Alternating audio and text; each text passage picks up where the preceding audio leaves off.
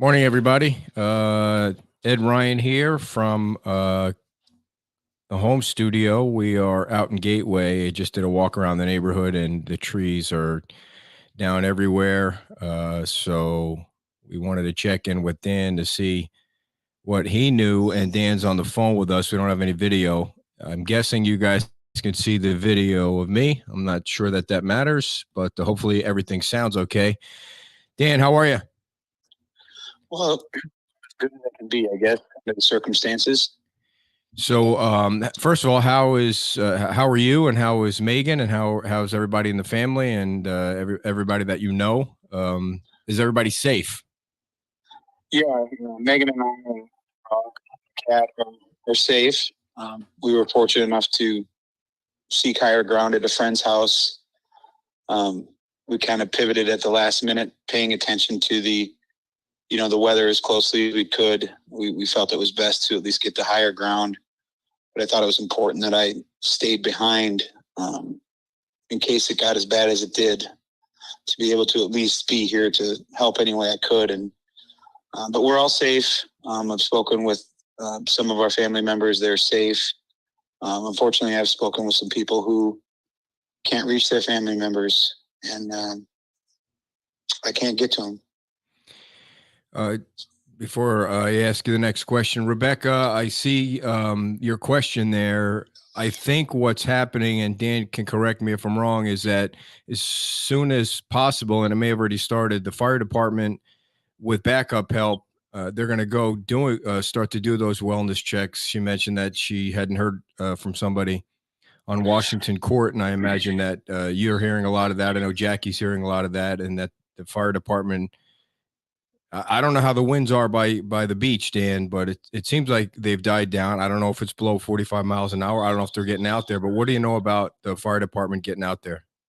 Yeah, I just got off the phone with Chief Martin. I did see him coming onto the island at about 4:35 o'clock this morning to start their search. Their plan is to, make a path to be able to get to these people. He wanted me to reiterate, if you have any issues with people you cannot get a hold of, or you're worried about, to call 911 to put in the report. It'll get to the fire department. It'll get to the sheriff's office, and they will go out and do the safety checks as soon as they can. I've been in contact with the Lee County Sheriff's Office, Captain Layler, and they're mobilizing their team.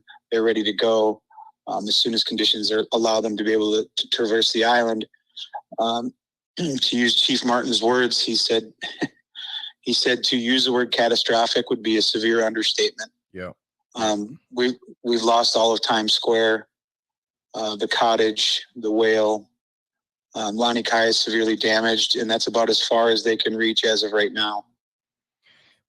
We saw the Rude Shrimp Company and Yo Taco pictures of those guys, which was right in the whale area. We only saw an angle shot of Times Square from almost like from the foot of the bridge, and it looked like there were that Sunset Grill was gone. It looked like the building was gone. So I imagine Times Square is just totally devastated. Yeah, I haven't ventured that far yet. Chief Martin made it very clear that if I can relay any message, it's to please stay off the island. If you at all could possibly not come onto the island, please do not. It's not safe. Many homes have been completely lost. Obviously, I personally watched almost every boat I could see on the mooring field break free. I saw at least one capsize. Hopefully no one was on that one. I did see one that was able to start its motors and head towards Hurricane Bay. Hopefully they made it. Throughout the day, several boats busted off the mooring balls and just drifted away. Several floated down the canal. I saw large sheds going down, pieces of homes, refrigerators, anything you could possibly imagine. I watched float by. We were on the second level of the home, and and the water was about 3 feet from coming onto the second floor. So it was probably about 14, 15 feet would be my guess, the height of the water. To say it was total devastation would would not be doing any justice. Dan, from where you are, can you see if the water is receding? I know a lot of this has to do with the high tide, and there's a high tide every day. So, what do you see as far as the water? Yeah, at 2:37 we had our high tide today, and it, obviously I tried to stay up to keep an eye on it. Water did not significantly go any higher than what it was. Now the water, at least here, has receded back over the seawall by about 6 inches to a foot. It's still windy, but not unbearably windy. You could still, walk outside your home. I wouldn't suggest anyone go out and go down Estero Boulevard. From the pictures I've seen and the professionals I've talked to, it's not a safe scene, and it's not something they recommend. I've been looking for some information on the town's website about are they telling people somehow to stay? I mean, everybody's asking when can they get back on the island to check their property. I know you just said not to. Are they stopping people at the bridge? I mean, what is the protocol here? As soon as the sun, I'm sure as soon as the sun comes up, people are going to want to get over to see what's left of whatever they have. Yeah, I spoke a couple times last night with Representative Botana about what I was seeing and relaying the information to him. He sent that and spoke to the governor about it. He called me back and assured me that they were going to be sending in the cavalry, as he said, today to help. It's National Guard, Coast Guard, and Chief Martin said the same thing. The National Guard's coming, the Coast Guard's coming. Anyone that can come is coming. I believe Governor DeSantis has made a call to the White House to get a national right emergency for our area. Hopefully they will listen. It's bad. Yeah, I know Rick Scott and Marco Rubio made that call asking the president to support Governor DeSantis in this. So, I mean, all that surely will come. It's just people people want to get back to their place and see. There was some video of cottages that were just totally wiped out in one area. There's so much video and so many pictures. The only question left is what's left standing, not what is gone. It seems like there's going to be fewer things standing.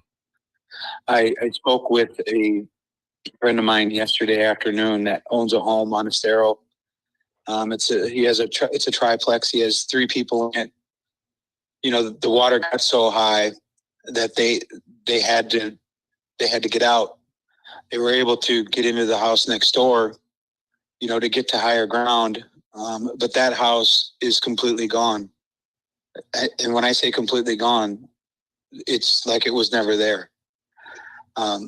Still unable to reach one of the tenants from that building. And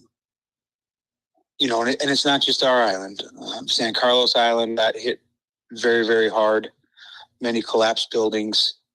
Sanibel, Captiva, I know they got hit very hard. The area took a good punch yesterday. Yeah, the last thing I heard on the news was that the Sanibel Causeway was severely damaged. So people that might want to get back on Sanibel also stay away until. One of the things the sheriff and everybody was saying yesterday was they have to get out there and inspect the bridges to make sure the bridges are safe. The last thing you want to do is die on a bridge when trying to get back to see the property that you have. So I mean, you definitely need to stay inside a little longer and let the emergency services personnel get out there and look for people. Unfortunately, everybody's been saying too many times that they can't find this person or can't find that person, and so they need to take care of life first before the property. Yeah, never had the experience until yesterday. Someone calling you and they're fearing for their life and they have no place to go. It reminded me of you can't help it. Yeah, it reminded. I know this may sound crazy, but it reminded me of seeing those folks on 9/11 holding those pictures up, looking for their family members. Yeah. Unfortunately for me, most of my family lives back up north, and Megan's family is all faced down here. But again, unfortunately, there's probably going to be some people that are not that fortunate, and all we can do is give them space and be patient, and let the professionals do what they do. Yep. Did you hear anything about the pier? How is the pier in one piece? I'm just reading some of the questions I see here. The pier is gone. Is that right? That's what Chief Martin told me this morning. Wow. The turn to go to North Estero Boulevard is unpassable. You could tell by talking with Chief Martin. You could hear in his voice what he was seeing, and it's not good. It's not good. It's not safe. They've got over 200 people out with the fire department working on this between here and Sanibel, and they're coordinating with the county, with all the other entities in the area to be as quick and swift as they can. But the more people will stay away. I know everybody's worried about their houses and they're worried about their cars. We haven't been able to get back to our house. I'm certain it's probably gone. I know both of our cars are gone. They're material things. They could be replaced. People can. Yep. Susan just posted that NBC2 just showed the Sanibel Causeway broken in half. So I imagine they'll be looking for boats to help eventually once they figure out what the plan is over there. I mean, I'm sure the response is going to be national for Fort Myers Beach and Sanibel. I mean, you wonder if Captiva is even still there. Well, I've spoken with someone that I know via text from Captiva. They did get a similar storm surge to us. It did recede just like it did here. I have not spoken to him yet today to find out, what the situation is. I have not spoken with Mayor Holly Smith yet either to find out the situation. I did hear that the lighthouse in Sanibel collapsed. I don't know that for sure. As I said, I have not been able to speak with Mayor Smith. I'm sure she's quite busy as well. But yeah, they were closer to the eye than we were. I'm sure they got similar devastation as we did. As I said, San Carlos Island took a very, very heavy hit as well. The wind was blowing directly at that. To give you an idea, anybody that has been to Dixie Fish Company or Bonita Bill's, the water was at the soffit at the top of the building. Jeez. Yeah, we've been getting a lot of questions asking for pictures of Bonita Bill's and Dock Fords in that whole area. We hadn't seen any, but that puts it into perspective. Well, the wind was blowing so hard, and the rain, you couldn't see 20 feet out in front of you at its worst. When I was able to finally see across to the other side, all the shrimp boats are piled up. The marinas over there completely underwater. Buildings collapsed. It's from across the bay, it's not a good scene there either. We haven't had a chance to get over and check on our building. So if it's anything I could see, I'm sure that's gone too. What is your plan for today, Dan? Once the sun comes up, what are you planning to do so that we might be able to get more reports from you?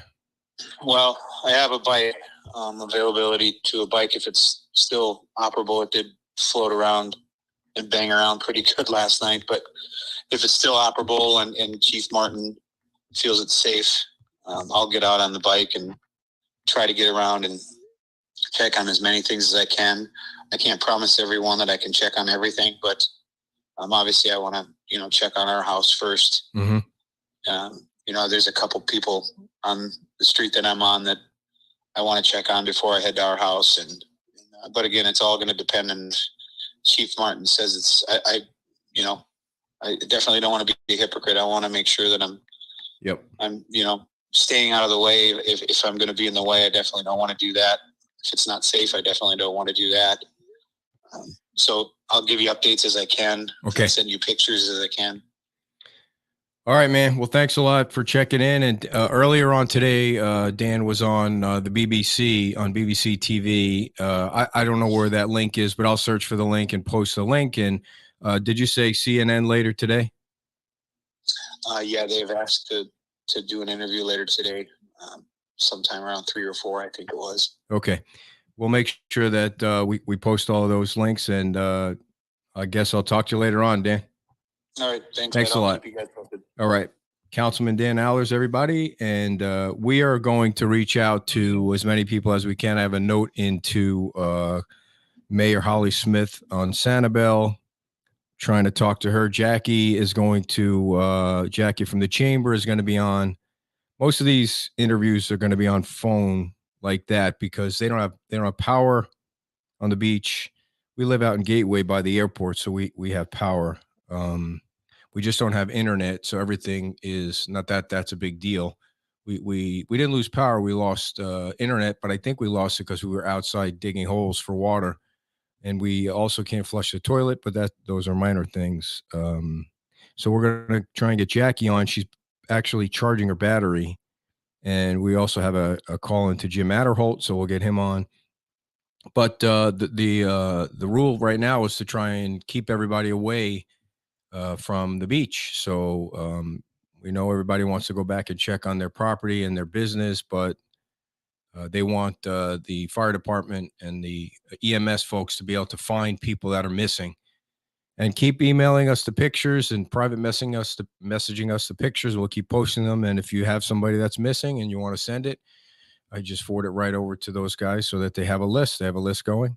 And any more press conferences or anything like that are coming up, we will pass that along. You can also start to donate if you're watching from outside the beach in states that the storm didn't hit, or if you're a snowbird or something. If you go on our website now, the top story on Beach Talk Radio News, you'll find the link to the hashtag WeAreFMB.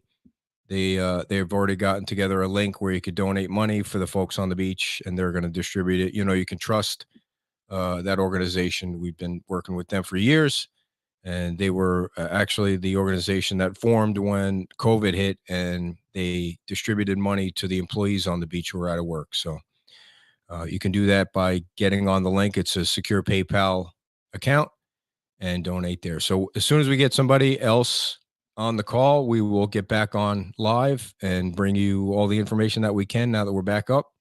So keep it here and just watch for your notifications on Facebook and YouTube.